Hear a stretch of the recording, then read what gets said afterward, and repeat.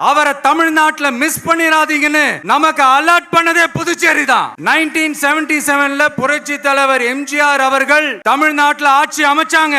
ஆனா அதுக்கு முன்னாடியே 1974லயே இங்க புதுச்சேரியில அவங்களோட ஆட்சி அமைஞ்சது. அதனாலதான் அப்பவே சொன்னாங்க, நமக்காக வந்தவர் எம்ஜிஆர், அவரை தமிழ்நாட்டுல மிஸ் பண்ணிராதீங்கன்னு நமக்கு அலர்ட் பண்ணதே புதுச்சேரி தான். அப்படிப்பட்ட புதுச்சேரியை நம்மளால மறக்க முடியுமா?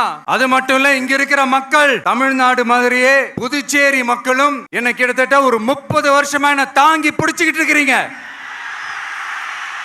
அதனால இந்த விஜய் தமிழ்நாட்டுக்கு மட்டும் தான் குரல் கொடுப்பான்னு நினைக்காதீங்க. அப்படி பண்ணாத தவறு. புதுச்சேரி மக்களுக்கும் சேர்த்து தான் குரல் கொடுப்பான். அது என்னுடைய கடமையும் கூட. அதனாலதான் இங்க நீங்க ஃபேஸ் பண்ற பிரச்சனைகளை பத்தி இன்னைக்கு நான் பேசுறதுக்காக வந்திருக்கிறேன். அது மட்டும் இல்ல, இந்த புதுச்சேரி கவர்மெண்ட்டை பத்தி நாம சொல்லியே ஆகணும். இது டெஃபினட்டா தமிழ்நாட்டில் இருக்கிற மாதிரி நம்ம திமுக கவர்மெண்ட் மாதிரி கிடையவே கிடையாது. ஏன்னா வேற ஒரு அரசியல் கட்சி நடத்துற நிகழ்ச்சியாகவே இருந்தாலும் அந்த நிகழ்ச்சிக்கு தன்னெழுச்சியா வர நம்ம மக்களுக்கு பாதுகாப்பு கொடுத்து பாரபட்சமே காட்டாம இந்த கவர்மெண்ட் நடந்துகிட்டு இருக்கிறாங்க.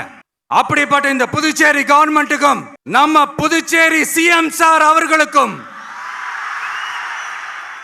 இந்த நேரத்தில் என்னுடைய மனப்பூர்வமான நன்றிகளை தெரிவிச்சுக்கிறேன். இதை பார்த்தாவது தமிழ்நாட்டில் இருக்கிற அந்த திமுக கவர்மெண்ட் கத்துக்கிட்டா நல்லா இருக்கும்.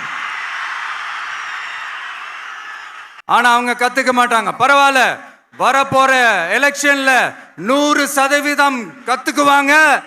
அத நம்ம மக்கள் பார்த்துக்குவாங்க.